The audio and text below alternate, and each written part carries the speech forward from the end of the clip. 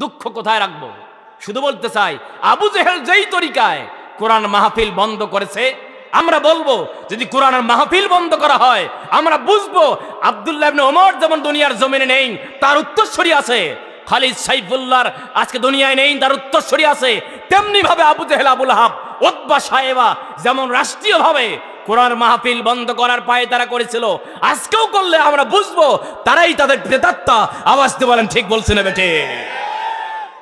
দুর্ভাগ্যজনক হলো সত্য, আজকে বাংলাদেশের জমিনে যেই দেশে 2018 সালের মধ্যে প্রতিদিন মাহফিলে তো 8 থেকে 10,000, কোভিড-19 এখন আছে ওমিক্রন, বহু বাহানা দিয়ে, বহু কৌশল দিয়ে আজকে বলা হচ্ছে মাহফিলগুলোকে সংক্ষেপ করা, কিন্তু পিকনিকের আড্ডা হয়, স্টেডিয়ামে খেলাধুলা হয়, আপনার শপিং মলগুলো দিব্যি চলে, হাট বাজার সব চলে। সমস্যা এক জায়গায়, সেটা হলো কোরআনের মাহফিল। আওয়াজ দিয়ে বলতে হবে ঠিক বলছে না বেঠে? আমি আজকে বলতে চাই, এই কোরআন নুনাজ্জিলু মিনাল কুরআনি মা হুয়া শিফাউ ওয়া রাহমাতুল লিল মুমিনিন। মুমিনরা দিনে রাতে নামাজ পড়ে কয়বার?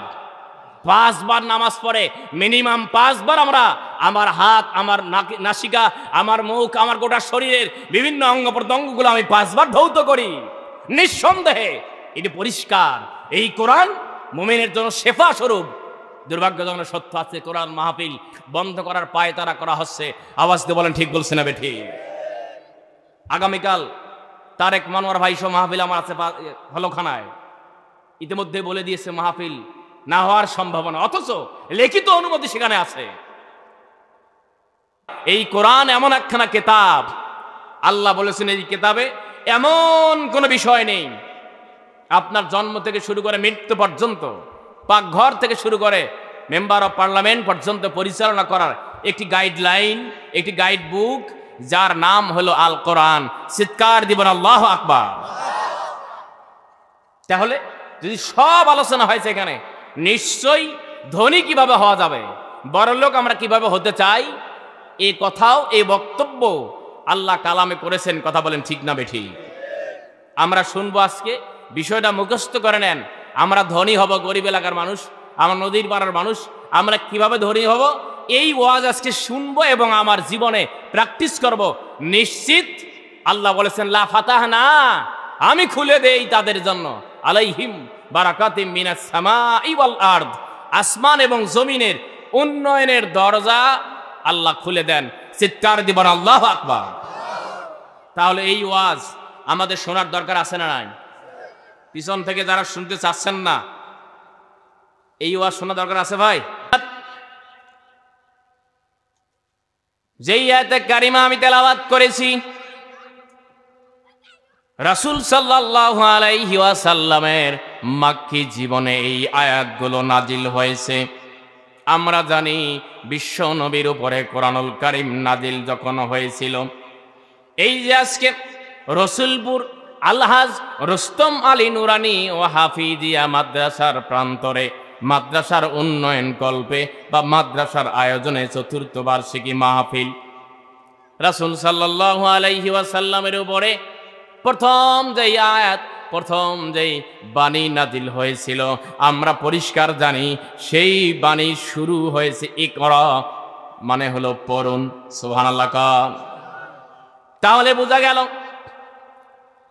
যখন বিশ্বনবীর উপরে আল্লাহর কালাম নাজিল হচ্ছিল, প্রথম বাণী, প্রথম মেসেজ, প্রথম ঘোষণা হলো নবী আপনি পড়ুন, আপনি নামাজ পড়েন, আপনি রোজা রাখেন, হজ এবং যাকাত আদায় করেন।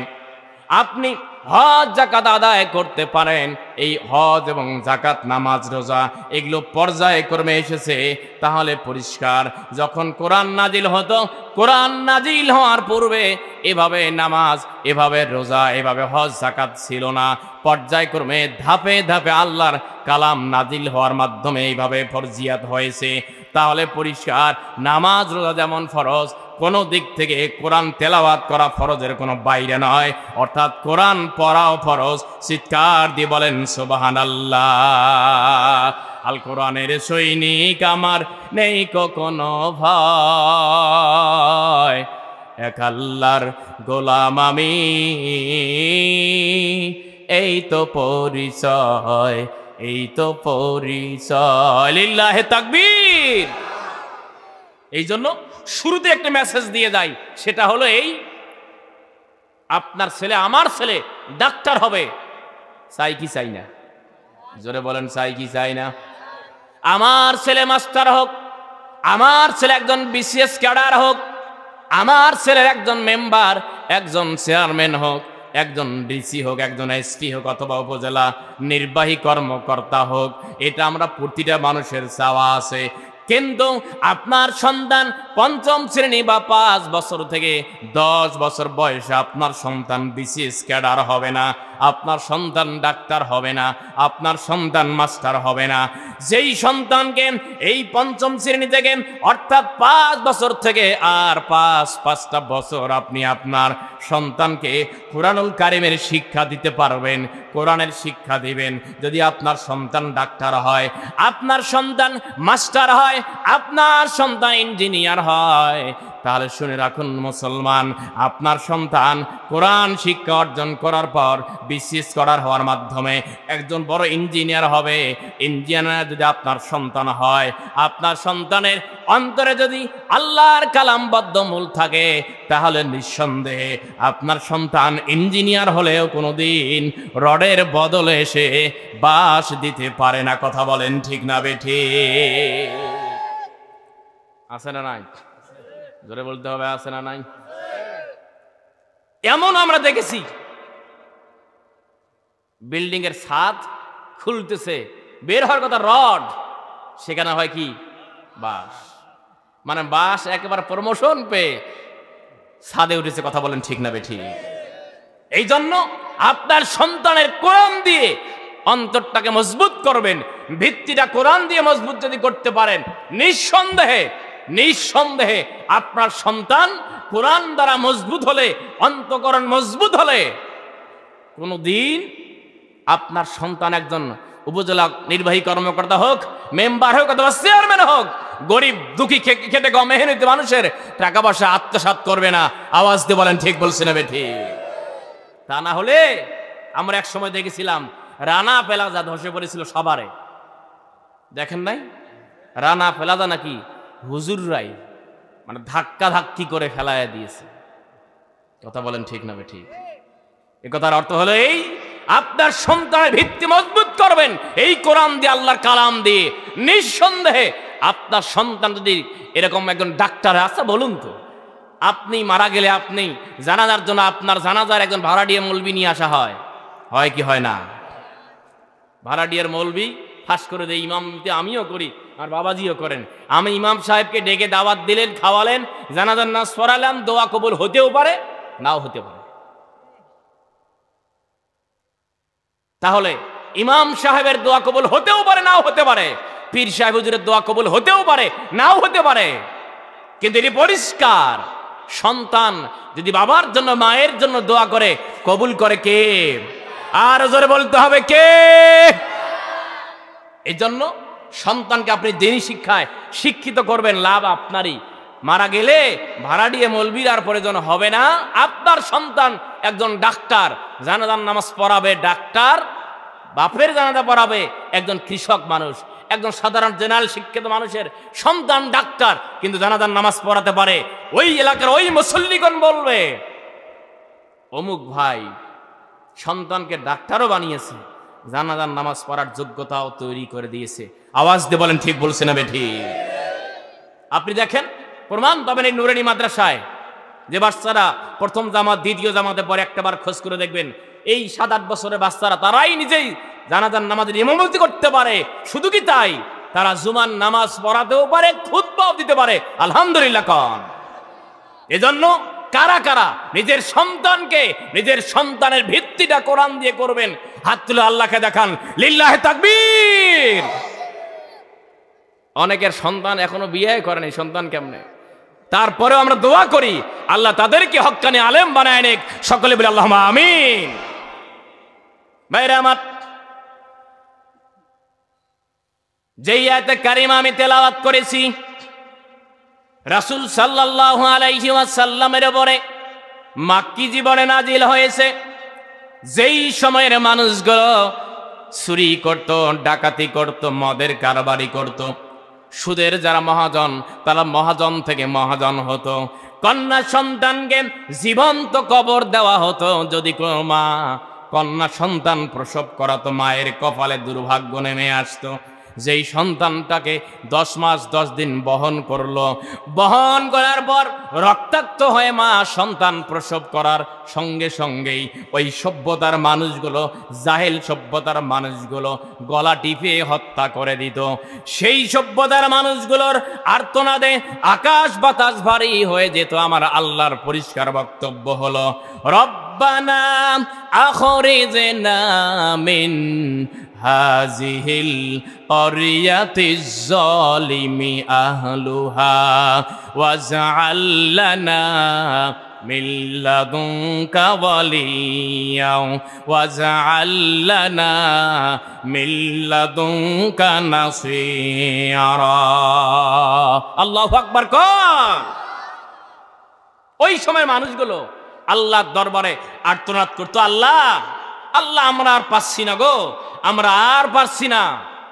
জালেম সভ্যতার ওই সময়ের রাষ্ট্রনায়ক ছিল আবু জেহেল লানাতুল্লাহি আলাইহি। যদি কোনো ব্যক্তি ঈমান এনেছে এই খবর তার কানে পৌঁছে যায়, আবু জেহেল তার সেলা চামুন্ডাগুলো লেলিয়ে দেয়। শুধু কি তাই, আবু জেহেল যেখানেই দেখে মুহাম্মদ সাল্লাল্লাহু আলাইহি সাল্লাম তার অনুসারীদেরকে নিয়ে কোরআনের দর্শ দিচ্ছেন, দারসুল কোরআন দারসুল হাদিস করছেন, সেই জায়গায় লা তাসমাউ লিহাদাল কোরআন রাষ্ট্রীয়ভাবে ঘোষণা দেয়, কোরআন তোমরা শোনো না, বরং যেখানে কোরআনের আলোচনা হয় সেই জায়গায় তোমরা 144 ধারা জারি করো। আওয়াজ দিয়ে বলেন ঠিক বলছে না ঠিক? প্রিয় ভাইয়েরা আমার, আজকের এই বাংলাদেশের এই প্রান্ত থেকে উলিপুর বাজার বেগমগঞ্জ ইউনিয়ন থেকে বলতে চাই, আজকে যদি কোনো ব্যক্তি কোরআন নিয়ে ষড়যন্ত্র করে, আবু জেহেল, আবু লাহাব, উতবা, সাইবা আজকে দুনিয়ার জমিনে নেই, তাদের নাম নিশানাও পর্যন্ত নেই। কথা বলেন ঠিক না ঠিক? যদি আপনাকে বলা হয় হুজুর আপনি আপনার সন্তানকে নাম রাখেন আবু জেহেল, দেব 10,000 টাকা, কেউ রাখবেন? কেউ রাখবে না। দুর্ভাগ্যজনক হলো সত্য, আজকে বাংলাদেশের জমিনে যেই দেশে 2018 সালের মধ্যে প্রতিদিন মাহফিলে তো 8 থেকে 10,000, কোভিড-19 এখন আছে ওমিক্রন, বহু বাহানা দিয়ে, বহু কৌশল দিয়ে আজকে বলা হচ্ছে মাহফিলগুলোকে সংক্ষেপ করা, কিন্তু পিকনিকের আড্ডা হয়, স্টেডিয়ামে খেলাধুলা হয়, আপনার শপিং মলগুলো দিব্যি চলে, হাট বাজার সব চলে, সমস্যা এক জায়গায়, সেটা হলো কোরআনের মাহফিল। আওয়াজ দিয়ে বলতে হবে ঠিক বলছে না ঠিক? আমি আজকে বলতে চাই, এই কোরআন নুনাজ্জিলু মিনাল কোরআন মা হুয়া শিফাউ ওয়া রাহমাতুল লিল মুমিনিন। মুমিনরা দিনের রাতে নামাজ পড়ে কয়বার? 5 বার নামাজ পড়ে, মিনিমাম 5 বার আমরা আমার হাত, আমার নাসিকা, আমার মুখ, আমার গোটা শরীরের বিভিন্ন অঙ্গ প্রত্যঙ্গগুলো আমি 5 বার ধৌত করি। নিঃসন্দেহে এটি পরিষ্কার, এই কোরআন মুমিনের জন্য শেফা স্বরূপ। দুর্ভাগ্যজনক সত্য আছে, কোরআন মাহফিল বন্ধ করার পায়তারা করা হচ্ছে। আওয়াজ দিয়ে বলেন ঠিক বলছে না বেঠি? আগামীকাল তারেক মনোয়ার ভাই সহ মাহফিল আমার আছে হলখানায়, ইতিমধ্যে বলে দিয়েছে মাহফিল না হওয়ার সম্ভাবনা, অথচ লিখিত অনুমতি সেখানে আছে। ভাইয়েরা আমার, দুঃখ কোথায় রাখবো? শুধু বলতে চাই, আবু জেহেল যেই তরিকায় কোরআন মাহফিল বন্ধ করেছে, আমরা বলবো যদি কোরআনের মাহফিল বন্ধ করা হয়, আমরা বুঝবো আব্দুল্লাহ ইবনে ওমর যেমন দুনিয়ার জমিনে নেই, তার উত্তরসূরি আছে। খালিদ সাইফুল্লাহর আজকে দুনিয়ায় নেই, তার উত্তরসূরি আছে। তেমনি ভাবে আবু জেহেল, আবু লাহাব, উতবা, সাইবা যেমন রাষ্ট্রীয়ভাবে কোরআন মাহফিল বন্ধ করার পায়তারা করেছিল, আজকেও করলে আমরা বুঝবো তারাই তাদের প্রেতাত্মা। আওয়াজ দিয়ে বলেন ঠিক বলছে না বেটে? কোরআনের মাহফিল উন্মুক্ত করে দেওয়া হোক, কারণ বাংলার মানুষ জীবন দিতে চায়, কিন্তু কোরআনের মাহফিল বন্ধ করে তারা পছন্দ করে না। কথা বলেন ঠিক না বেঠি? ভাইরা আমার, রাসূল সাল্লাল্লাহু আলাইহি ওয়াসাল্লাম ওই সভ্যতার মানুষগুলোকে সান্ত্বনা দেওয়ার জন্য, ওই সভ্যতার মানুষগুলোর পাশে দাঁড়ানোর জন্য বিশ্বনবী জনাবি মুহাম্মাদুল আরবি সাল্লাল্লাহু আলাইহি ওয়াসাল্লাম ওই মাজলুম মানবতার পাশে দাঁড়ানোর জন্য তিনি একত্রিত হলেন। যুবকদেরকে নিয়ে তিনি সংগঠন দাঁড় করালেন। আজকে যেমন এই মাহফিল বাস্তবায়ন করার জন্য যুবকদের ভূমিকায় সর্বাগ্রে রাসূল সাল্লাল্লাহু আলাইহি ওয়াসাল্লাম যুবকদের একত্রিত করলেন। ও যুবক ভাইয়েরা, আমরা মাজলুম মানবতার পাশে দাঁড়াবো। যেই মানুষগুলো অত্যাচার করে, যেই মানুষগুলো অত্যাচারের স্টিম রোলার চালায়, যাদেরকে বলা হয় জালেম, জালেমদের আমরা মক্কায় থাকতে দেব না। অসহায় দরিদ্র মানুষ যারা, সাধ্যমতো তাদের জন্য সাহায্যের হাত আমরা বাড়িয়ে দেব, এমন একটা সিদ্ধান্ত নিয়ে রাসূল সাল্লাল্লাহু আলাইহি ওয়াসাল্লাম হিলফুল ফুজুল সংগঠন দাঁড় করালেন। চিৎকার দিয়ে বলেন সুবহানাল্লাহ। দাঁড় করালেন হিলফুল ফুজুল। লম্বা বলবো না, শুধু বুঝার জন্য বলছি।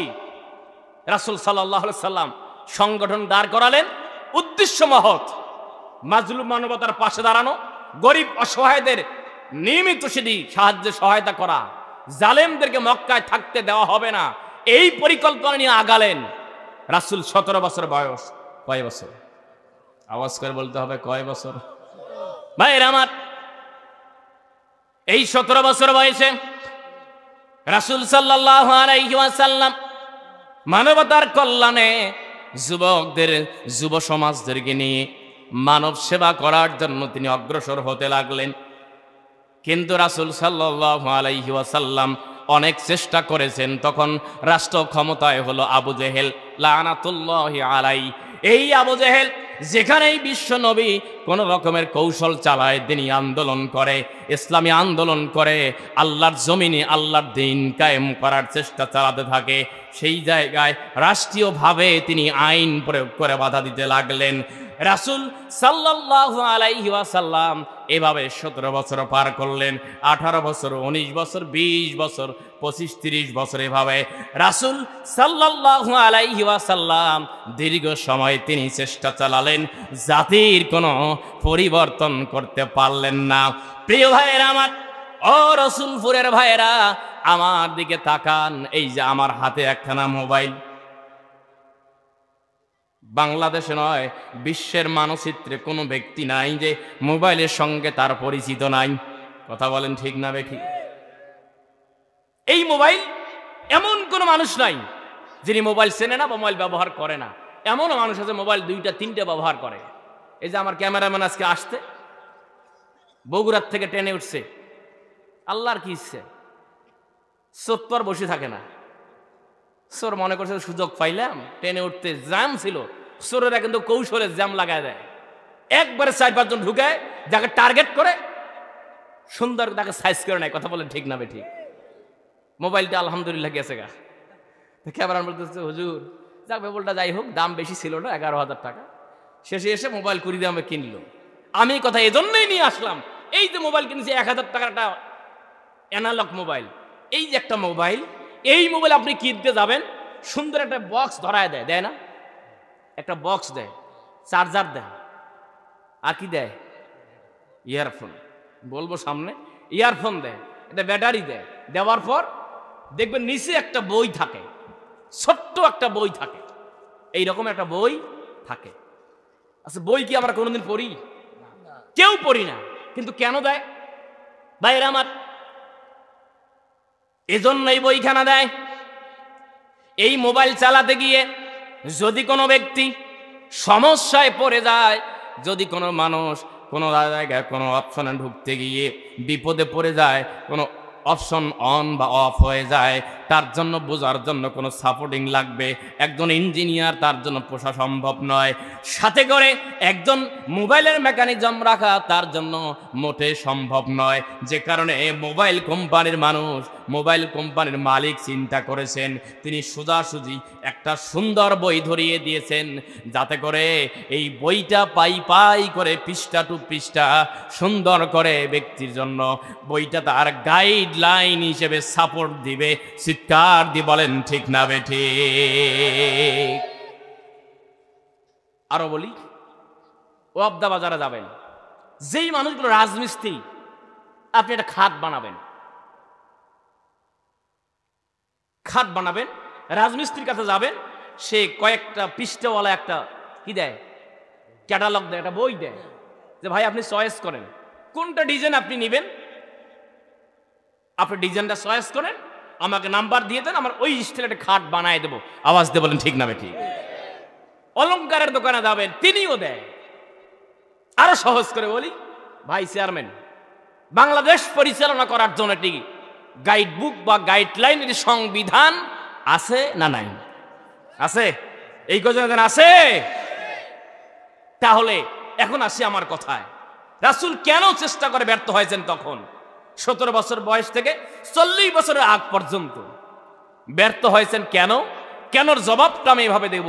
সেটা হলো এই, একটি 700 টাকার মোবাইল চালানোর জন্য যদি একটি গাইড বুক দেয়, 20,000 টাকার একটি আপনি খাট বানাতে গিয়ে ক্যাটালগ দেয়, দেশের সংবিধান দিয়ে যদি দেশ কিভাবে অর্থনীতি চলবে, সমাজনীতি চলবে, কিভাবে গোটা দেশ বিভিন্ন সেক্টর চলবে, যদি সংবিধানের মাধ্যমে সেটি হয়, আমি আপনি, আল্লাহ আমাকে এত সুন্দর করে সৃষ্টি করলেন, আল্লাহ কি আমাদের জন্য কোনো গাইডলাইন দিবেন না? এই কজনে জানলেন? জোরে বলতে হবে, দিবে কি দিবে না? ভাইরা আমার, এটি পরিষ্কার যে রাসূল সাল্লাল্লাহু আলাইহি ওয়াসাল্লামের বয়স যখন 40 বছর 6 মাস 12 দিন, আর রাহিকুল মাকতুম পরে দেখবেন রাসূল সাল্লাল্লাহু আলাইহি ওয়াসাল্লাম তার উপরে প্রথম যেই বাণীটি নাজিল হয়েছিল, ইকরা বিসমি রাব্বিকাল্লাযী খলাক, পাঁচটা আয়াত নাজিল হওয়ার মাধ্যমে বিশ্বনবী জনাবে মুহাম্মদুল আরবি সাল্লাল্লাহু আলাইহি ওয়াসাল্লাম নবুয়তি জিন্দেগীর তিনি রেজিস্ট্রেশন করলেন। এখন তার কার্যক্রম শুরু হয়ে গেল। একজন শিক্ষার্থী ক্লাস 9 যখন উঠে, একটা নির্দিষ্ট সময়ে রেজিস্ট্রেশন করতে হয়। রেজিস্ট্রেশন করার পর তার চিন্তা হলো, তার পরিকল্পনা হলো, আমি 21 সালে রেজিস্ট্রেশন করেছি, আমি 23 সালে পরীক্ষা দেব বা 22 সালে আমি পরীক্ষা দেব। এই চিন্তা নিয়ে বিশাল এক দায়িত্ব একজন রেজিস্ট্রেশন করা মানুষ যেমন পেয়ে থাকে, আমার বিশ্বনবী জান্নাতের চাবিওয়ালা নবী দায়িত্ব পেলেন পাঁচটা আয়াত নাজিল করার পর বিশ্বনবীর দরবারে মেসেজ দিলেন আমার আল্লাহ। চিৎকার দিয়ে বলেন সুবহানাল্লাহ, আর জোরে বলেন সুবহানাল্লাহ। রাসূলের দায়িত্ব হলো ইকরা বিসমি রাব্বিকাল্লাযী খলাক। এই 5টি আয়াত নাজিল হওয়ার পর বিস্তারিত বলছি না, শুধু বুঝার জন্য বলছি। রাসূল এখন দায়িত্ব নিলেন মানুষকে কিভাবে, পথ ভোলা মানুষদেরকে পথের দিশা দেওয়া যায়, মাজলুম মানবতাদের কিভাবে লা ইলাহা ইল্লাল্লাহ এই আহ্বান শোনানো যায়। এক সময়, এখনো আছে অনেক জায়গাতে, কালেমা পড়ার জন্য, কালেমা যদি কোনো দিন কোনো বাড়ির উঠানে কোনো গেটে গিয়ে পড়ে লা ইলাহা ইল্লাল্লাহ, তাহলে আমরা ঘর থেকে বুঝি ওই যে ফকির আসছে, তাই না বাবা? ছেলেকে বা বাচ্চাকে পাঠায় দেয়। ভাইয়ের আমার, একটা দিন শিক্ষা গ্রহণ করুন, সেটা হলো এই, আপনি যখন দান করবেন, যদি সম্ভব হয় আপনি আপনার সন্তানকে দানটা করবেন। কেন? আপনার সন্তান শুরুর থেকে শিখুক যে দান করতে হয়। এক সময় আপনার মতো বয়সে আসলে তাকে আর দানের ওয়াজ তাকে আর শুনতে হবে না। কালেমা বুঝলেই আমরা বুঝি দান চাচ্ছে, ভিক্ষুক এসেছে গেটে, লা ইলাহা ইল্লাল্লাহ এই কথার যদি মর্মার্থ বুঝে, যদি কোনো ব্যক্তি জসকোটের মোড়ে গিয়ে ওই একই সুর করে লা ইলাহা ইল্লাল্লাহ, কয়েকজন ভিক্ষু একখানে বসে লা ইলাহা বলা মানেই আমরা বুঝবো যে তিনি ভিক্ষা চাচ্ছেন, 10-20 টাকা সহায়তা চান। কিন্তু যদি কোনো ব্যক্তি লা ইলাহা বলতে গিয়ে যদি বলে জমিন যার, আইন চলবে তার, এই বক্তব্য যদি কেউ বাংলার জমিনে দেয় কোনো জায়গায়, তার কপালে ভিক্ষা জুটবে না, হাদিয়া জুটবে না, এমনকি তার কপালে জেলখানার ভাত পর্যন্ত জুটতে পারে। আওয়াজ দিয়ে বলেন ঠিক বলছেন বেঠে? আমাদের সমাজে কিছু ভাই আছে পোড়া কপাল, তাদের মত এবং মন্তব্য হলো এত ভালো মানুষ, তাহলে জেলখানায় যায় কেন? আমরা সুবিধাবাদ জিন্দাবাদ। কেমন? মিষ্টি খাওয়া সুন্নাত, কোনো ঝামেলা নাই, খেয়ে ফেলি। হাদিয়ে দেওয়া সুন্নত, নেওয়া সুন্নত, নেই কিন্তু দেই না। সবে বরাত আসলে ইমাম সাহেবকে নিয়ে টানা হাসরা হয়। জুমার নামাজ পড়তে গেলে জিলাপির এমন প্যাস, ওখানে লম্বা সুর দিয়ে দোয়া করতে হয়, মিষ্টি খাওয়া সুন্নত, এই আশায়